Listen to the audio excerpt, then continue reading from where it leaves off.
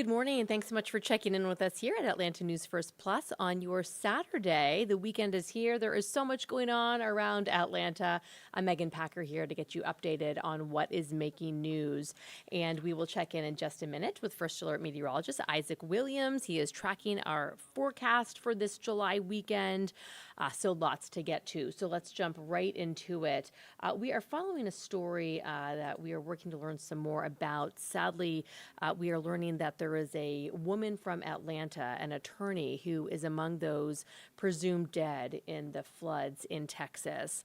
And what we're learning at this point is that Josephine Harden is part of Huff Powell Bailey. She's been with that firm since 2003 after graduating from Emory University School of Law. The firm says that she was a natural leader, smart, and, quote, beautifully quirky. She volunteered with the Atlanta Volunteer Lawyers Foundation, an organization that provides free legal advice to low-income families. And Josephine Harden, along with her mother, are two of the at least 129 people who have been killed in the Texas flash floods 1 week ago. Police say a woman in LaGrange was mauled to death by two dogs. They say Teresa Patterson was killed yesterday morning. Her grandson wants the owners of the dogs held accountable. Neighbors say this is not the first issue with the animals. One man that we spoke to says that they're always outside and never on a leash. The dog's owners shared security camera video that shows one dog in the driveway. They say that proves that only one dog attacked Patterson. Really no additional information at this point as far as what is next for the dogs or what has become of them. But right now, a neighborhood mourning the loss of that grandmother, Teresa Patterson, who was killed yesterday in LaGrange after a dog attack. Police made a big bust of a car theft ring at the world's busiest airport. Atlanta police say that they want to find at least a dozen more people connected to an organized crime ring that steals cars from Hartsfield-Jackson Atlanta International. They recently arrested 3 men who they say are part of that group, but again, they're looking for many more. And there is a Beyonce break tonight after she performed 2 shows so far in Atlanta, 2 more to go. Sunday and Monday night are the next 2 shows.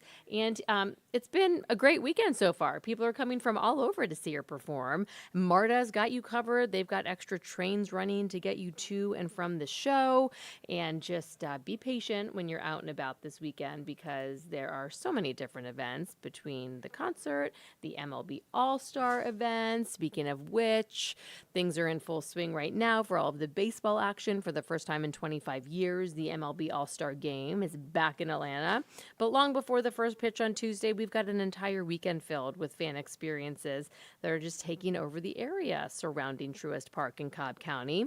At the Cobb Galleria Center, we've got the All-Star Village that is now open for fans of all ages. There's an interactive diamond, batting and pitching cages, an autograph stage, along with dozens of displays celebrating America's pastime. They even have what they call the world's biggest baseball out there. We heard from some fans who were out there bright and early this morning. A really nice event for families, some father and son bonding happening out there, lots of memories being made this weekend, so it'll be great. If you're heading out and about, let's talk about the weather because obviously it plays a huge factor in your weekend plans.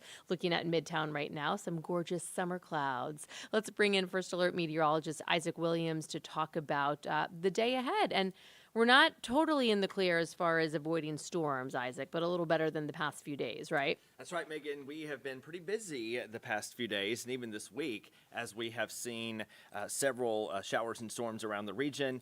We've had a couple flash flood warnings in the metro the past few days as well, including yesterday. We also had one up in the mountains of western North Carolina. So you're looking live over Midtown this morning still. It's just before lunch. Looks like traffic still moving there, a little more congestion there, some scattered clouds already forming. But overall, the weather is nice and dry, and we are going to see that continue for at least a few more hours before we get a few pop-ups later today. So you can see here between 3 and 6 p.m. we'll see some isolated storms to form. By 9 p.m., most of those should be weakening, and then the rest of the night looks good. Overall here, if you remember yesterday and Thursday, we had first alert weather days, and we had 50 and 60% chances for rain and storms. Today, it's just 20%. We're not expecting nearly as many out there, but it's not a 0% day, so it's not fully dry.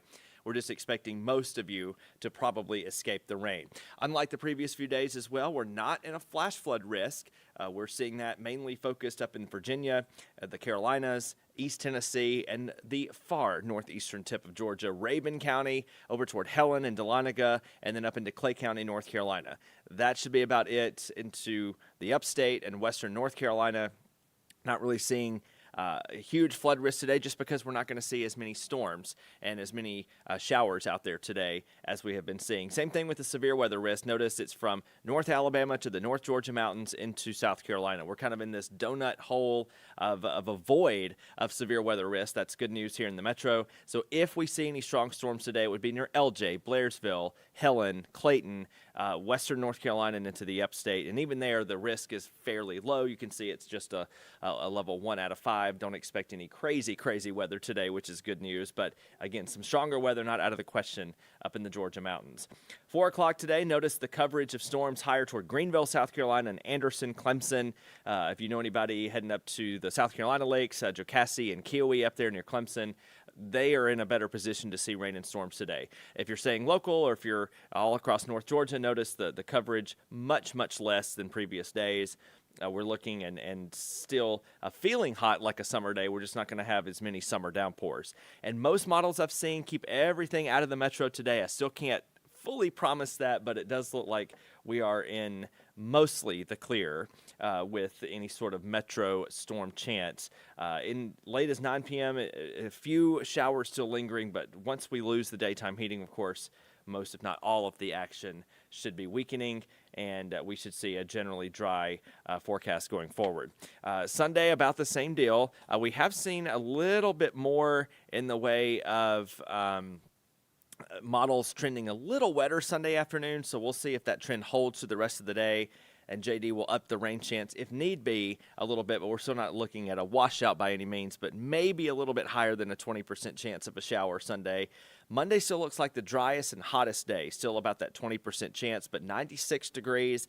That is hot. Now, the good news is that we might get a brief break in the humidity on Monday, so it may not feel much hotter than that, but that's the kind of the target day I'm watching for some big heat potential. And then we'll see the chances for showers and storms slowly return and creep up again toward the middle and then end of next week. We've got a 30 to then 40% chance of storms by next Thursday and Friday. But the good news is that the highs get close to 90 instead of 96. So we're going to lose the heat a little bit, but we are certainly going to be seeing a little bit better chance at some wet weather toward the end of next week. But this weekend, all in all, not a bad one. I want to recap the rain totals. So I mentioned the flooding yesterday. So this is a look at the past 24 hours of rain as estimated by radar. And you can see here between downtown and the airport, really getting 2-3 inches of rain in a very short period of time. We had a stationary storm just sit just south of downtown Atlanta yesterday afternoon.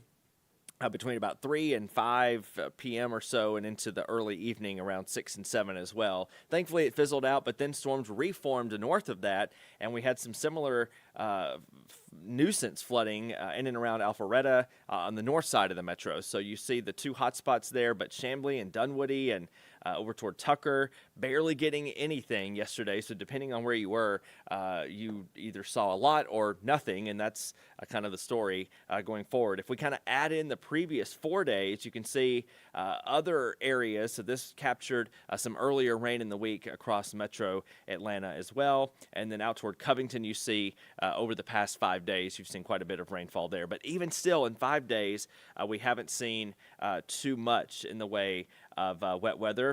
And then in other spots, we have seen quite a bit of wet weather with the hot spots showing up there. You can see the northeast Georgia areas in and around Athens and up toward Helen and Dahlonega.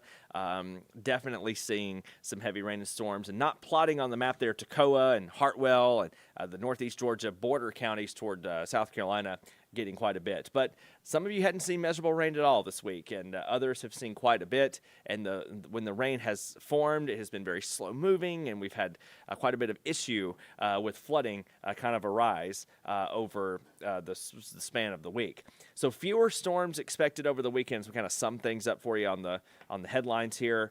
About a 20% coverage expected. Now, I'm watching Sunday still for a slightly better chance, and we also are trending hotter next week. Remember, Monday is the hottest day at 96 degrees, so that's something that we will continue to keep our eyes on, is the heat that will be building in over the course of the next few days. Here's a look at current radar imagery around lunchtime here. You can see generally dry across the southeast, some storms offshore of the Carolinas, and some weakening storms in Arkansas, Missouri, and Oklahoma.